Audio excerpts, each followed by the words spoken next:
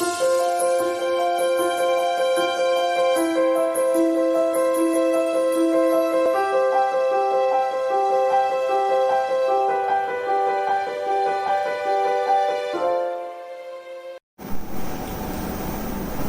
गुरुदेव दत्त दत्तप्रबोधिनी न्यासमध्ये मी कुलदीप निकम आपले हार्दिक स्वागत करतो.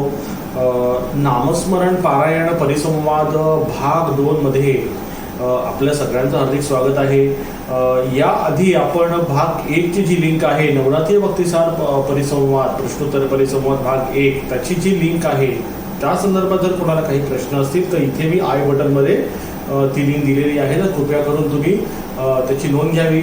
आणि नवनाथ ह्याचे पुढचे जे नाव आहे परिसंवादाचं ते आम्ही नामस्मरण आणि पारायण परिसंवाद याच माध्यमातून आम्ही ते ठेवलं गेलं आहे. कारण की नवनाथ भक्तिसार सोबतच आपल्याकडे श्री गुरुचरित्र पठण आहे, आपल्याकडे शिवलीलामृतचं पाठ होतोय, गोरक्ष किमयागिरी पाठ आहे, आपल्याकडे दत्त महाराजांच्या वाङ्मय जे आहे दत्त महाराजांचं साहित्य त्यांच्या पठणाचं आहे, भगवती चे पाठ आहेत आपल्याकडे. त्या अर्थी मग पारायणाची जी शृंखला आहे ती अबाधित राहावी आणि सगळ्याच पारायणांचं तुम्हाला त्याच्यामध्ये संबोधन प्राप्त व्हावं यासाठी आपण नामस्मरण आणि पारायणाचा एक आपण परिसंवादाचा भाग आता याच्या पुढे आपण काय करणार आहोत विस्तारित करत आहोत.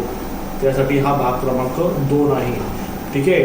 तर या परिसंवादामध्ये सगळ्यात पहिला जो प्रश्न आहे तो आहे विघ्नेशजी वाडवलकर यांचा. ते असं म्हणतात श्री दत्तनाम सिद्धावस्था म्हणजे काय आणि यासाठी काय करावे लागेल.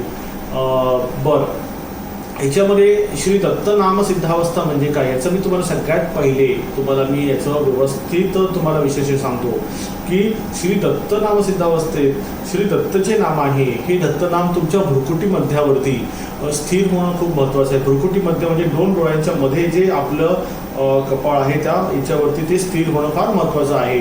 कारण श्री दत्तनाम जे आहे हे शब्दब्रह्मातून ज्यावेळेला शुद्ध ब्रह्माकडे ज्यावेळेला ते जातं त्यावेळेला ते सिद्ध व्हायला सुरुवात होते. मग सिद्ध होण्यासाठी काय याचे 2 मार्ग आहेत. एक तर ह्या श्री दत्तनामाचा तुम्ही निरंतर तुमच्या श्वासाशी एकरूप जप केला पाहिजे. म्हणजे ह्याच्यामध्ये सरासरी एका श्री दत्तनामामध्ये 3 अक्षरी जो जप आहे त्याच्यामध्ये 1 अक्षराला 1 कोटीचा जप असा 3 अक्षराला 3 कोटीचा जप निर्धारित आहे. आणि हा 3 कोटीचा जप जो आहे हा होण्यासाठी तुम्हाला सरासरी 3 वर्षाचा कालावधी तुम्हाला निर्धारित असतो. कमीत कमी 3 वर्ष. कारण की आपण पूर्ण वेळ नामस्मरण न करता कधी कधी कामात व्यस्त असतो त्यामुळे नामस्मरण कधीतरी आपल्या नजरेतून बाजूला होतं. मग त्यावेळेला काय होतंय की श्री दत्तनाम जे आहे याचं तुम्ही ध्यान केलं पाहिजे. म्हणजे ती नामसिद्धावस्था लवकर प्राप्त होते. लक्षात घ्या नामस्मरण होणं म्हणजे तुम्ही बोलणं आणि परमात्म्याने ऐकणं. नामस्मरण होणं समजा आता मी मनामध्ये ओम काळ भैरवाय नमः श्री स्वामी समर्थ म्हणतो किंवा नामस्मरणातून श्री स्वामी समर्थ म्हणजे ह्याचा अर्थ काय होतो की मी बोलतोय आणि महाराज ऐकताय ही त्याची भूमिका होते. पण त्याच्यामध्ये काय करायचं आहे तुम्हाला जे श्री दत्त नामसिद्धावस्था म्हणायची आहे त्यामध्ये तुम्ही काय केलं पाहिजे की ही जी प्रोसेस आहे ना ह्याच्यामध्ये तुम्ही त्या श्री दत्त नामाचं जर तुम्ही ध्यान केलं तर मग ते नाम मग तुमच्यासोबत बोलेल आणि तुम्ही ते ऐकाल.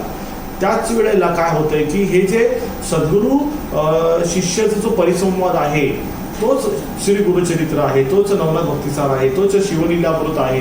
तर हा सद्गुरू शिष्याचा जो परिसंवाद आहे ज्यावेळेला हा परिसंवाद ज्यावेळेला तुमच्यासोबत महाराजांचा स्थापित होतो त्याच वेळेला श्री दत्त नामसिद्धावस्था प्राप्त होते. आणि ही नामसिद्धावस्था तुम्हाला सगळ्यांना प्राप्त व्हावी यासाठी आपलं कार्य दिवस रात्र सुरू आहे. जेणेकरून तुम्हाला तुमच्या प्रत्येक प्रश्नाचं निरसन करून तुम्हाला महाराजांच्या सद्मार्गामध्ये तुम्हाला शाश्वत रूपाने स्थापित होता येईल आणि त्यांचा वरदहस्त तुम्हाला आणि तुमच्या कुटुंबाला प्राप्त होऊ शकेल. ठीक आहे. त्याच्यानंतर यांनी अजून एक प्रश्न केला होता की माझे कुलदैवत माहिती पडलं पाहिजे. मग आता ज्यावेळेला दत्तनाम सिद्धावस्था प्राप्त होते तर तुमच्याकडे कुलदैवत स्वतःहून चालून येतं. हीच घटना माझ्यासोबतही घडलेली आहे. ज्यावेळेला मला 2008 साली दत्त मंदिर माणगावला टेंबिसे महाराजांकडून नामदीक्षा मिळाली. त्याच्यानंतर माझी जी कुलस्वामिनी आहे ती स्वप्नात जमदग्नी ऋषींसोबत आली आणि तिने मला तिथे स्थान दाखवलं आणि मग मी तिथे गेल्यानंतर मला तिने दृष्टांत घडून दिले. ठीक आहे. ही घटना माझ्यासोबतही घडलेली आहे. तर तुम्ही श्री दत्त नावावर झाला हा प्रश्न मला वैयक्तिकरित्या इतका आवडला.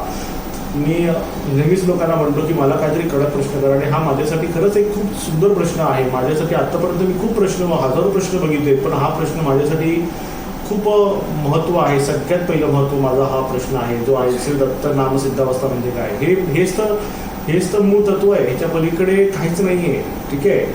श्री गुरुदेव दत्त. ह्याच्यानंतर विष्णू पाटील आहेत, ते असं म्हणत आहे की किती काम केले तरी यश मिळत नाही, पैसाही राहत नाही. मग भाऊ तुम्ही काय करा, सगळ्यात पहिले तुम्ही उबंटू साधना सुरू करा. उबंटू साधनेमध्ये तुम्हाला ओम काळ भैरवाय नमः आणि श्री स्वामी समर्थ याचं सामूहिक नामस्मरण होते. याची लिंक तुम्हाला इथे वरती आय बटनमध्ये मिळणार आहे, ती तुम्ही सुरू करा. सेकंड, तुम्ही शंकराचं पारायण करा, त्याची लिंक तुम्हाला खाली डिस्क्रिप्शनमध्ये मिळणार आहे. ठीक आहे. शंकराचं पारायण कसं करावं ते करा तुम्ही. आणि तुमच्या तिसऱ्या क्रमांकात तुम्ही तुमच्या वास्तूचं काय करू शकत असाल तर त्यामध्ये वास्तुतारा वगैरे करा, किंवा वास्तुतारा नाही करता आला भीमसेनी कापुराचा उतारा करा, म्हणजे तुमचे मार्ग मोकळे होतील. कारण ही नकारात्मक ऊर्जा आहे. यासाठी काय करा की मी खाली डिस्क्रिप्शनमध्ये पहिली 5 नकारात्मक ऊर्जेची जी लक्षणं आहेत ती मी व्यक्त केलेली आहेत. त्यातून तुम्ही स्वतःला तपासण्याचा प्रयत्न करा, त्यातून तुम्हाला काही चांगला मार्ग मिळू शकतो. त्या माध्यमातून तुम्ही पुढे सरका आणि सद्गुरूचरणी लागून तुम्ही तुमचा उद्धार करा. ठीक आहे. श्री गुरुदेव दत्त. पुढे आहेत मिसेस प्रणाली वारेकर जी म्हणतायत ओरा कसा ओळखायचा आणि आभा मंडळ कसे बघायचे ते प्लीज सर शिकवा. अच्छा ताई, ह्याच्यामध्ये ओरा कसा बघायचा, आभा मंडळ कसं बघायचे ह्याची जी व्हिडिओ आहे हे मी क्रिएट केलेला आहे. फक्त हा व्हिडिओ जो आहे तो मी आपल्या इन्क्रिप्टेड साईटवर आहे myforum.dattaprabodhini.com ह्याच्यावरती तुम्हाला हा व्हिडिओ मिळणार आहे. पण ते प्रीमियम व्हिडिओचं सिरीजमध्ये तो व्हिडिओ आहे, तर तुम्हाला तो व्हिडिओ मिळणार आहे. कारण की आभा मंडळ बघण्याला पत्ता जर येत असेल कोणाला आपल्या माध्यमातून तर त्याच्यानंतर मग समोरच्या व्यक्तीवरती हळूहळू का होईना आपलं नियंत्रण प्राप्त होतं. त्यामुळे त्याचा काही दुरुपयोग न व्हावा यासाठी तुम्ही काय करा की तुम्ही हा व्हिडिओ पूर्णपणे प्रीमियमवरून तुम्ही तो पूर्णपणे सबस्क्राईब करा आणि त्या पद्धतीने तुम्ही समजून घ्या की कशा पद्धतीने आपले आभा मंडळ आपण तपासू शकतो आणि करू शकतो. ठीक आहे. श्री गुरुदेव दत्त. पुढे आहेत अक्षयजी काटके, ह्यांचा प्रश्न आहे सर रेणुका माताची आराधना कशी करावी.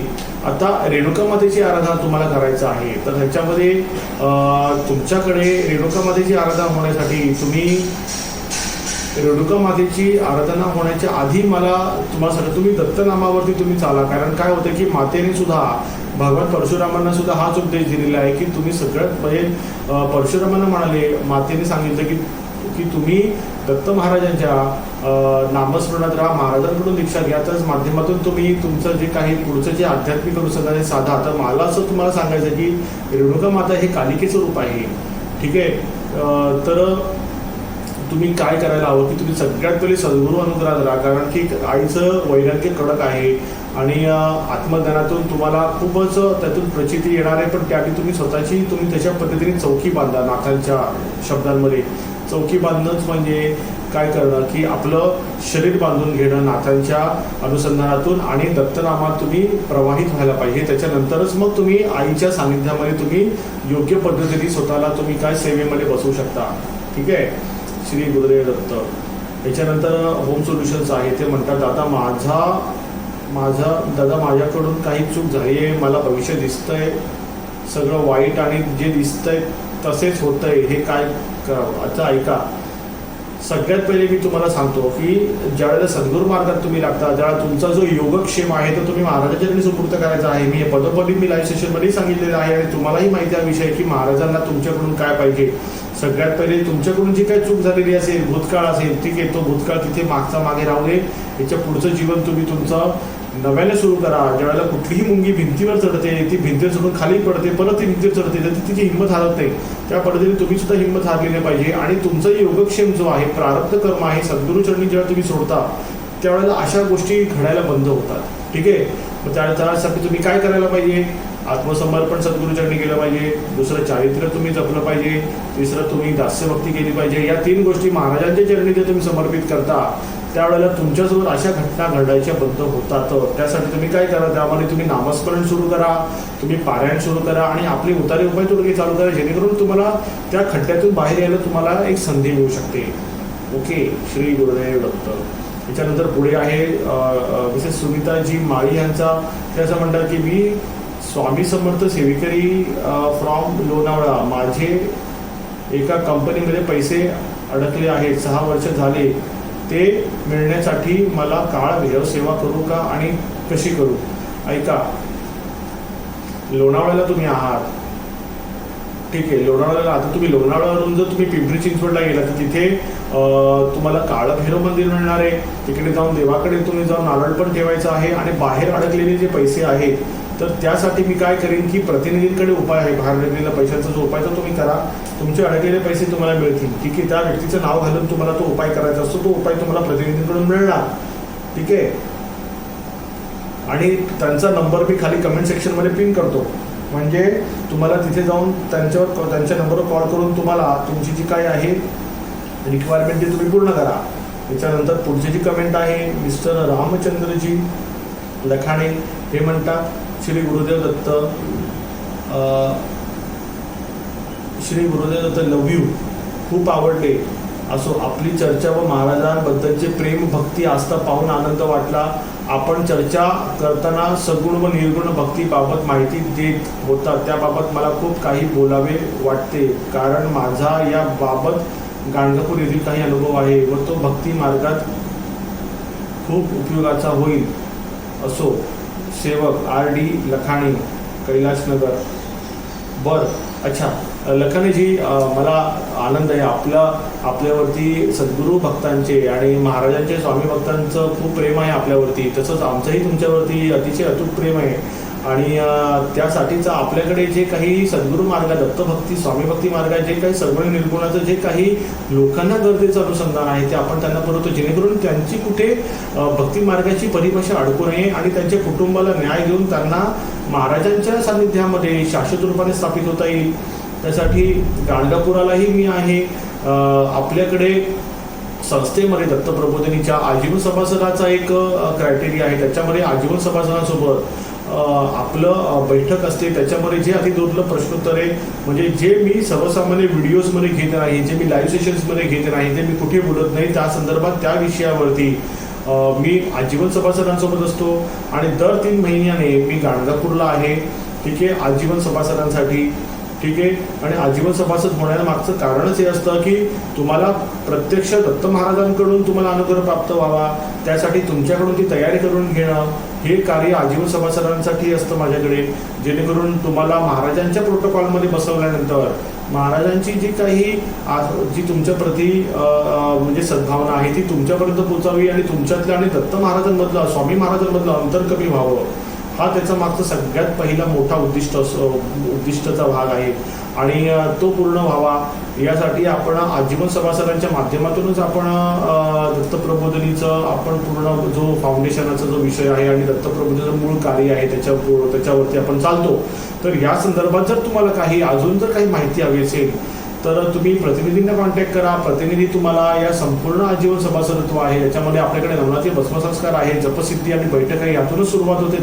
त्याच्यानंतर मग पुढची गोष्टी आहेत, त्या पुढच्या गोष्टी मग आपण त्या साधक स्तरावरती, त्या प्रकृती पुरुषाला अनुसरून आपण त्या व्यक्तिगत स्तरावरती आपण लोकांना संबोधित करत असतो. ठीक आहे, धन्यवाद. श्री गुरुदेव दत्त. ओके, तर हे आहे आपलं नामस्मरण परिसंवाद, नामस्मरण पारायण परिसंवाद भाग 2.